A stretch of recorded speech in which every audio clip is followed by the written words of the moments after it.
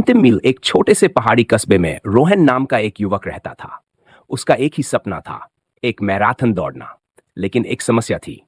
वह एक कमजोर पैर के साथ पैदा हुआ था और डॉक्टरों ने कहा था कि वह कभी लंबी दूरी नहीं दौड़ पाएगा।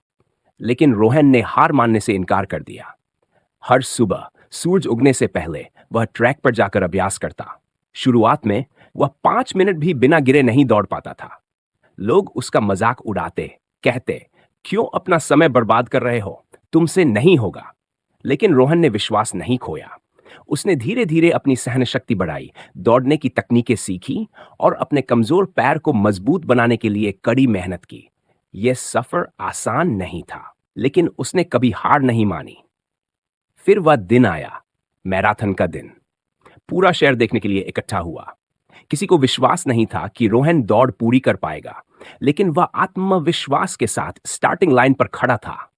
दौड़ शुरू हुई। पहले कुछ मील आसानी से निकल गए, लेकिन 10वें मील पर उसका कमजोर पैर दर्द से कराहने लगा। शरीर ने रुकने के संकेत दिए, लेकिन दिल ने कहा, बस थोड़ा और। 10वें मील पर सिर्फ 1 मील बाकी था, लेकिन अचानक उसके पैर जवाब देने लगे। वह जमीन पर गिर पड़ा, उसके घुटने छिल गए। भीड़ में से किसी ने कहा, अब वह हार गया। लेकिन फिर एक चमत्कार हुआ। रोहन ने अपनी मुट्ठी भींची, गहरी सांस ली और रेंगते हुए आगे बढ़ने लगा। एक हाथ, फिर दूसरा। धीरे धीरे, इंच दर इंच उसने आगे बढ़ना जारी रखा। पूरी भीड़ स्तब्ध थी। कुछ लोग आंखों में आंसू लिए चिल्लाने लगे, तू कर सकता है रोहन।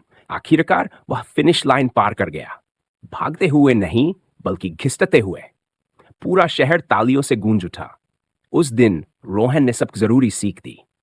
जीतने की असली परिभाषा यह नहीं कि आप कैसे शुरू करते हैं या कितनी तेजी से दौड़ते हैं। असली जीत तब होती है जब आप तब तक नहीं रुकते जब तक फिनिश लाइन पार नहीं हो जाती। असली जीत सिर्फ मंजिल तक पहुंचने में नहीं, बल्कि कभी हार मानने में है।